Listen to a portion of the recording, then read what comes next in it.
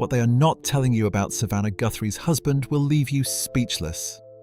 While America's favorite morning anchor was desperately searching for her missing 84-year-old mother, blood on the porch, cameras ripped from the walls, and millions demanded in ransom, shocking questions about her husband.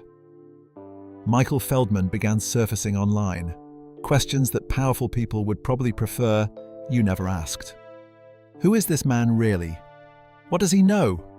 And why is his name appearing in places that make absolutely no sense? What is being hidden here? You need to hear this. Sometime after midnight, Nancy got up. Whether she was woken by a noise, responding to a knock at the door, or simply heading to the kitchen or bathroom, nobody knows for certain. What is known is that at 1:47 in the morning, the camera attached to her front porch suddenly went offline. According to authorities, it appeared to have been physically removed from the doorframe. Then, at 2:12 in the morning, a second camera registered a motion alert, though no video footage was captured alongside it.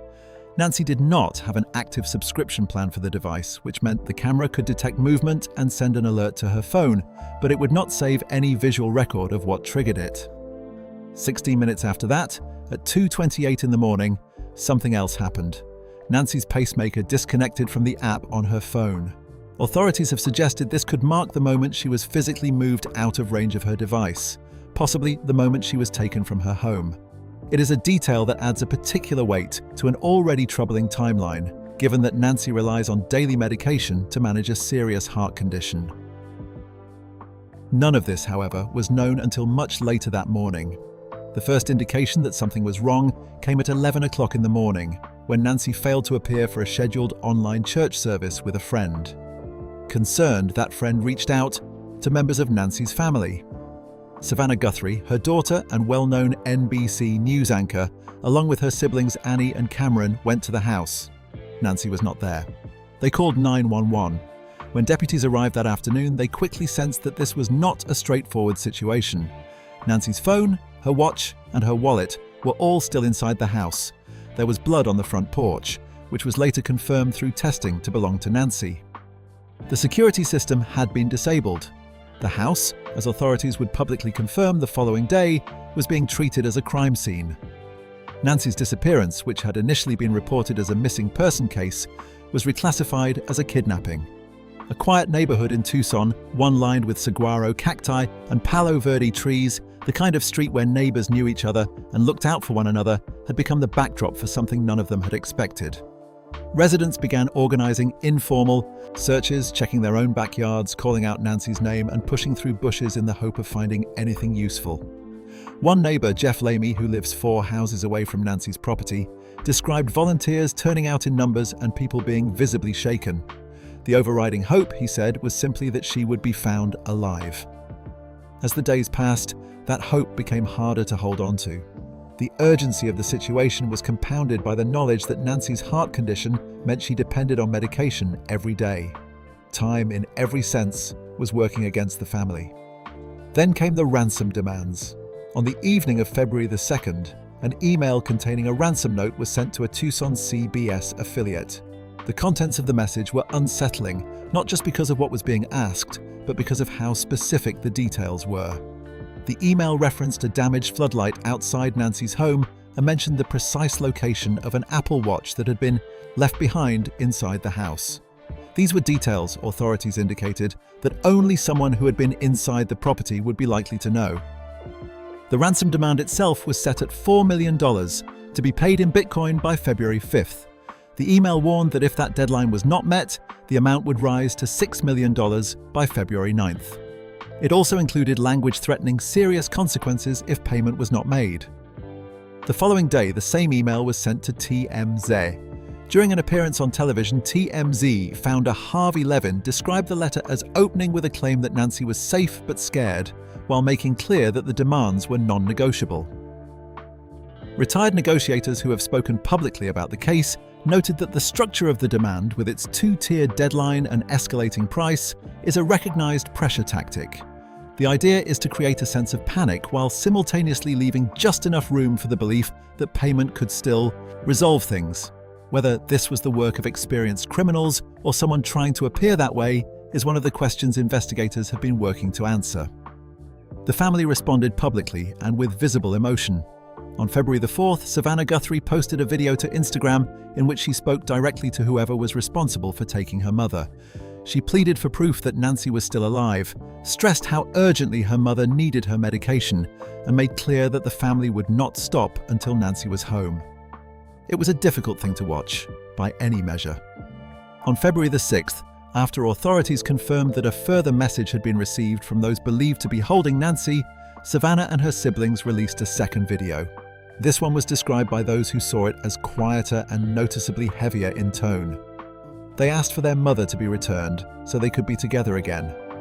Retired negotiators who reviewed the language of this second video noted that it carried what they described as a haunting weight, as though the family might already have been preparing themselves for a difficult outcome.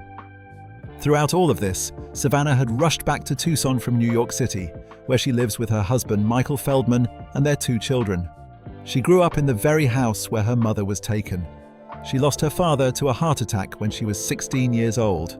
She attended the University of Arizona before building her career in journalism. For those who know Tucson, she has long been considered a success story from the city. Now she was back, not to celebrate anything, but to wait. Initially, Savannah and her brother Cameron stayed with Annie, whose home is roughly 4 miles from their mother's property. As media attention grew and the story became national news, the family quietly relocated to a gated community in an effort to find some degree of privacy. By the end of the second week, the case remained open and without resolution. No suspects had been publicly named. No confirmed sightings of Nancy had been reported. The ransom deadlines came and went. A community was still searching, a family was still waiting, and an 84-year-old woman who had gone to bed in her own home on an ordinary January evening had not been found. By the time a full week had passed since Nancy Guthrie was last seen, the investigation had entered a different phase. The initial shock had not faded, but the focus had sharpened. Leads were coming in, tips were being followed up, and behind the scenes, a considerable amount of work was being done to piece together exactly what had happened in the early hours of February 1st. For Nancy's family, and for the many people who had been following the case, the waiting had become almost unbearable. Then, in the space of a few days, several developments emerged that shifted the picture considerably, though not necessarily in ways that made things clearer. On February the 10th, a man was briefly detained in Rio Rico, a small community in southern Arizona, not far from Tucson, in connection with the abduction. He was taken in for questioning and then released. Speaking to reporters afterward, the man said he worked in the area making deliveries. Authorities did not publicly confirm whether he remained a person of interest following his release, and the moment passed without producing any confirmed breakthrough. For a brief time, it had felt like things might finally be moving, but that feeling did not last long. What did shift things more meaningfully was the release of security footage earlier that same day. The video showed a masked individual approaching the front door of Nancy's home in the early morning hours of February 1st. The figure was wearing gloves and carrying what appeared to be a backpack. In the footage, the individual could be seen tampering with the doorbell camera before stepping away from the entrance. It was the first time anyone outside of the Bureau investigation had seen a potential suspect, and it made the timeline of that night feel suddenly uncomfortably real. The footage carried a Nest watermark, identifying it as originating from a Nest brand camera device. Shortly after the footage became public, Kash Patel confirmed via social media that previously inaccessible images had been recovered, describing what he called an armed individual interfering with the camera on the morning Nancy disappeared. Alongside the footage, images also emerged showing the empty mount still attached to Nancy's doorframe, consistent with earlier reports that the camera itself had been physically removed from the property. It has not been located since. This raised an obvious question. If Nancy did not have an active subscription plan for the camera, how was any footage recovered at all? It is a reasonable thing to wonder, and the answer lies in how these devices actually work at a technical level, regardless of what users have paid. For cybersecurity specialists and technology experts who spoke publicly about the case, explained that motion-activated cameras, even those without paid storage plans, still transmit data through cloud servers when they detect activity. That process happens automatically as part of how the device communicates with the user's phone or app. When a camera picks up movement and sends an alert, that data travels through back-end systems before it reaches the user. The footage itself may not be saved in a way that is visible or accessible to the account holder, But the underlying data does not simply disappear the moment it is transmitted. It lingers in what specialists refer to as transient storage, a kind of temporary holding space within cloud infrastructure until it is overwritten by newer data. The window during which that data remains recoverable varies depending on how busy the servers are and how quickly new information comes through. In some cases, fragments can sit in that transient state for long enough that specialists working directly with the service provider are able to retrieve something useful. That appears to be precisely what happened here. Patel later stated that the recovered footage had been obtained from residual data stored in back-end systems, uncovered through coordination with private sector partners. In plain terms, the video was not pulled from a phone or a saved recording. It was reconstructed from data that had briefly existed in cloud servers before being marked as inaccessible to the end user. Authorities confirmed that the doorbell camera had gone offline at exactly 1:47 in the morning, a moment now considered critical to understanding what happened. That timestamp, combined with the footage of the masked figure, gave investigators a clearer sense of the sequence of events during those dark early hours. Someone had approached the house, tampered with the camera, and removed it. Whether Nancy was still inside at that point, or what happened immediately after, remained unclear from the footage alone. Adding another layer to the physical evidence, a pair of black gloves was discovered near Nancy's home during the same week the footage was released. The gloves were collected and submitted for DNA testing. Results from that testing had not been made public at the time the case was being widely reported. The figure seen in the security footage had been wearing disposable gloves, and while no official confirmation was made linking the discovered gloves to the individual in the video, the detail was noted by investigators as potentially significant. Pima County Sheriff Chris Nanos later confirmed that the recovered footage had helped alter the understood sequence of events surrounding Nancy's disappearance. That statement, while carefully worded, suggested that what investigators had initially believed about the timeline had been revised in light of what the video showed. Exactly how the sequence changed was not spelled out in detail publicly, but the implication was that the footage filled in gaps that had previously existed. On the same day the footage emerged, Nancy's family received further news from authorities confirming that another message had been received from those believed to be holding her. The family released a second video shortly afterward, as described in the days that followed. The investigation was clearly still active, but it was also clearly complicated. A masked figure had been identified on camera, physical evidence had been collected, a man had been detained and released, and yet no arrest had been made and Nancy had not been found. As the forensic and digital threads of the investigation continued to develop, former law enforcement officials and investigators who had been following the case publicly began offering their assessments of what might have happened. Their views varied, but what they shared in common was an acknowledgement that this case did not fit neatly into any single category. Former FBI Deputy Director Dan Bongino outlined three broad possibilities during a televised conversation. The first was the most straightforward reading of the available evidence. A planned kidnapping carried out for financial gain, consistent with the ransom emails, the Bitcoin demands, and the organized nature of the approach to Nancy's home. The second possibility he raised was darker in a different way. He suggested that someone may have entered the property intending to commit a burglary, only to discover that Nancy was home and awake. In that scenario, the ransom demands would not have been part of any original plan. They would have come afterward as an attempt to extract money from a situation that had already gone badly wrong. The third possibility, which Bongino described as thinking outside the box, was that Nancy may have suffered some kind of medical emergency during the encounter itself. Not necessarily a kidnapping in the traditional sense, but a situation where the shock or physical stress of what was happening triggered something catastrophic, forcing whoever was present to deal with consequences they had not anticipated. Bongino made the point that when someone disappears from a scene like this without immediate answers, it typically points to one of two things.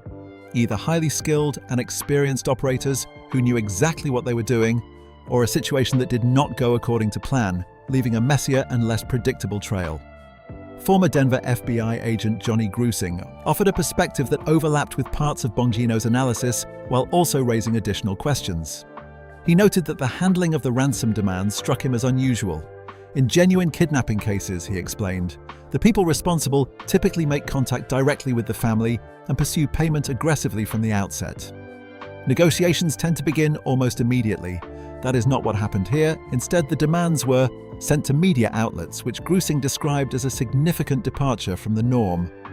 Drawing on his own experience investigating home invasions, Grusing described cases in which perpetrators had entered properties in search of cash, jewelry, or other valuables, sometimes in affluent neighborhoods, sometimes in more isolated areas. In many of those cases, violence had erupted quickly and unexpectedly, simply because someone was home when the intruder had not expected anyone to be there. Confrontations escalate in seconds, he explained. Victims react. Perpetrators panic. Outcomes that nobody planned for can unfold in a very short space of time. In that context, Grusing suggested, Nancy may have been a victim of circumstance rather than a target. A woman in a comfortable neighborhood who happened to be awake at the wrong moment. He also raised the possibility that she was not even the intended target at all, recalling cases from his career in which criminals had arrived at the wrong address entirely, believing they were entering a different property and carried out violence anyway once they realized their mistake. What struck Grusing most, looking at the case as a whole, was a particular inconsistency. The alleged abduction itself showed signs of being carefully planned and tactically executed, with the camera disabled, the security system interfered with, and the approach appearing deliberate. But the ransom attempts had a chaotic, improvised quality to them, as though they had not been thought through in advance. That gap between the precision of the crime and the disorder of what followed was something he found difficult to reconcile. Nicole Saphir, a radiologist and Fox News contributor, added her voice to the discussion by supporting the possibility of a medical emergency, while noting that she considered the odds of that particular outcome to be relatively low. She described a scenario in which Nancy could have suffered a cardiac event, a stroke, or a heart attack in the immediate shock of someone entering her home. If that had happened, she suggested, whoever was present would have found themselves dealing with an entirely different situation to the one they had entered expecting, potentially explaining certain aspects of how events appeared to unfold afterward. Taken together, these assessments painted a picture that was anything but simple.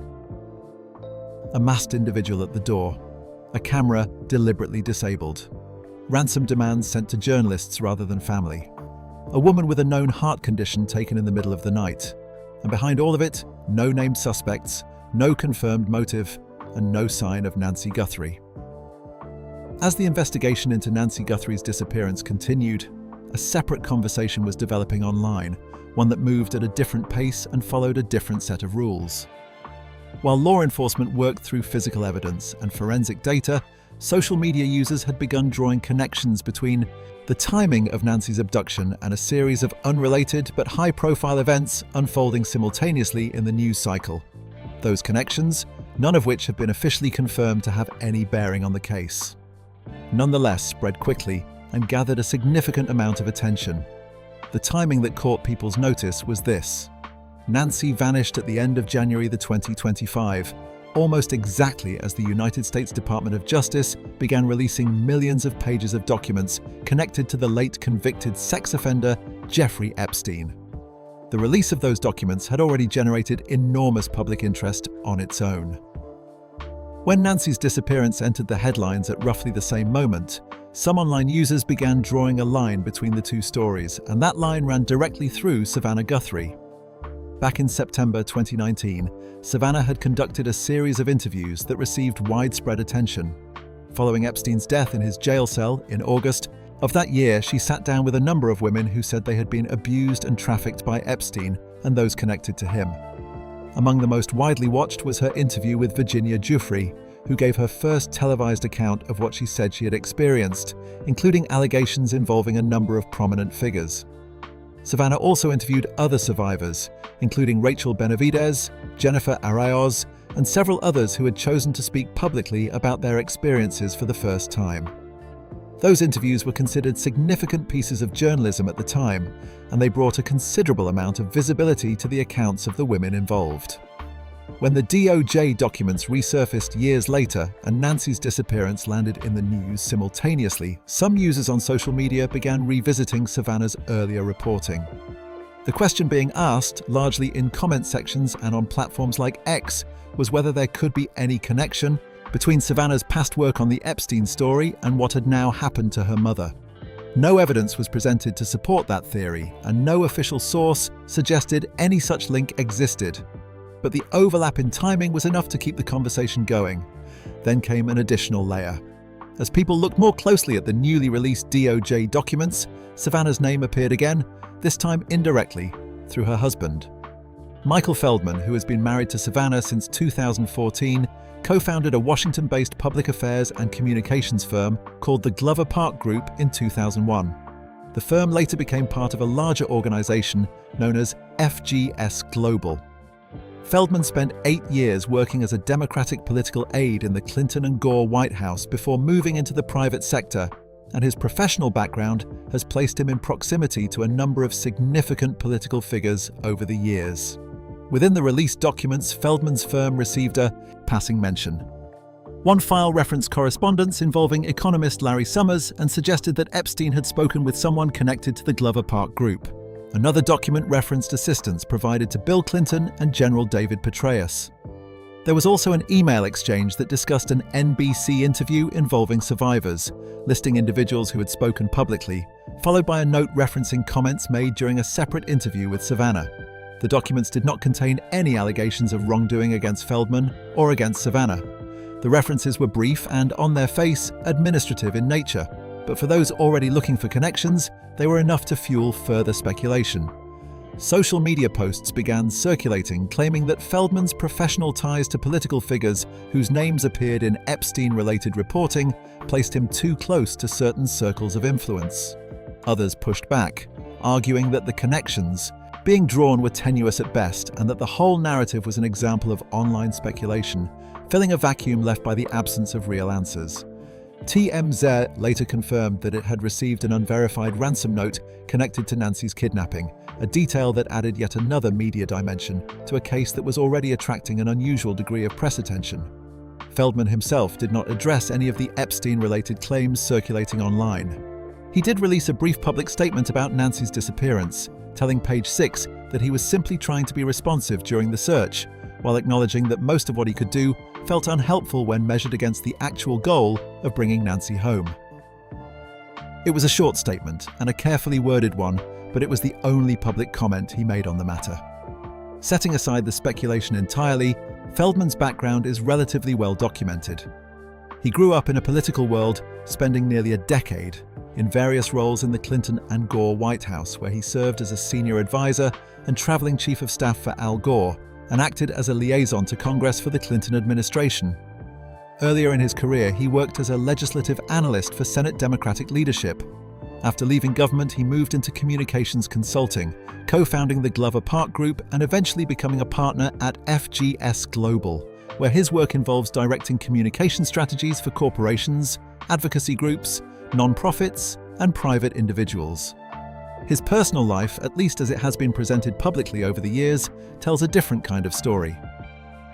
He and Savannah met at a birthday party in October 2008, introduced through a mutual friend. Savannah had recently separated from her first husband, from whom she was divorced in 2009, and the two began a relationship not long after. By her own account, their path to marriage was not entirely smooth. Years into the relationship, while on holiday in the Turks and Caicos, Savannah reached a point where she told Feldman plainly that if he could not make a decision about their future, then perhaps the decision had already been made for them.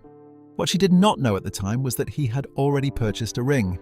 That evening, with a bottle of champagne as the backdrop, he proposed. Savannah later said she thought about her answer for roughly 0.2 of a second. They married in March 2014 in a small ceremony attended by around 80 to 90 guests. Shortly afterward, they announced that Savannah was pregnant.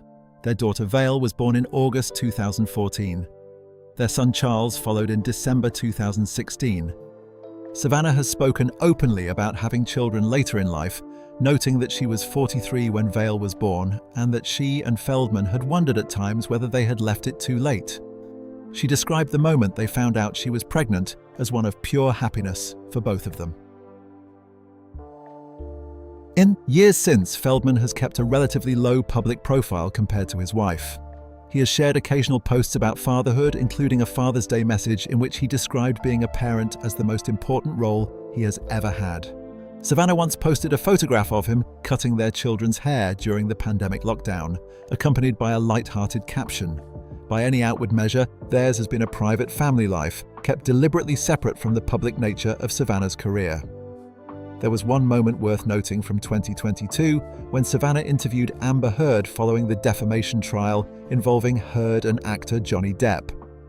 Before the interview aired, Savannah disclosed on air that Feldman had previously done consulting work for Depp's legal team, though not in relation to her interview. It was a transparent acknowledgement of a potential conflict, and it illustrated the care both of them had taken over the years to keep their professional worlds clearly separated.